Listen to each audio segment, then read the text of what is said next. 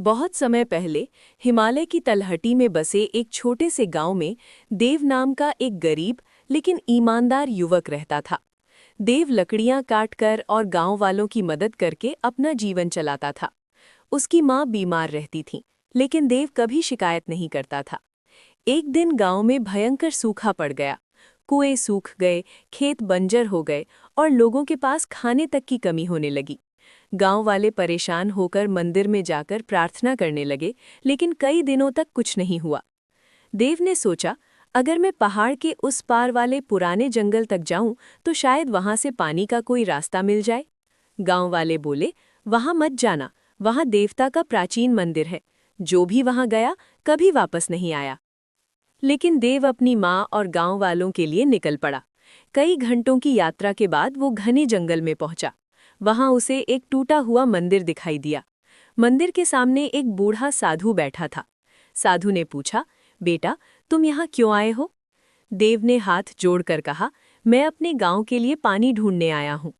साधु मुस्कुराया और बोला, अगर तुम्हारा दिल सच्चा है तो मंदिर के अंदर जाओ। वहां तुम्हें एक दिव्य कलश मिलेगा, लेकिन याद रखना, उसे केवल दूसरों की भलाई के लिए ही इस्तेमाल करना। देव मंदिर के अंदर गया। वहां एक चमकता हुआ स्वर्ण कलश रखा था। जैसे ही उसने उसे उठाया, पूरा मंदिर रोशनी से भर गया और सामने एक दिव्य देवता प्रकट हुए। देवता ने कहा, देव, तुम्हारा दिल बहुत पवित्र है। तुम अपने लिए कुछ नहीं चाहते, केवल दूसरों की मदद करना चाहते हो।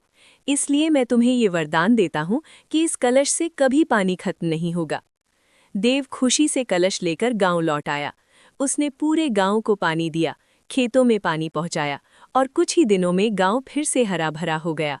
लेकिन गांव का एक लालची आदमी रघु ये देखकर जलने लगा। उसने सोचा, अगर ये कलश मेरे पास हो तो मैं बहुत अमीर बन सकता हूँ। एक रात रघु ने चुपके से कलश चुरा लिया और उसे अपने घर में छिपा दिया।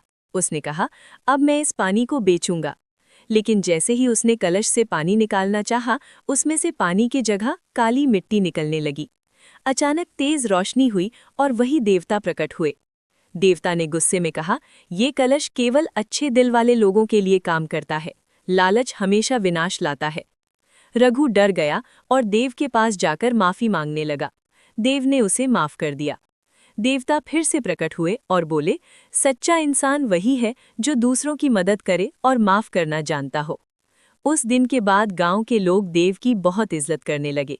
देव ने कभी उस वरदान का गलत इस्तेमाल नहीं किया और हमेशा गांव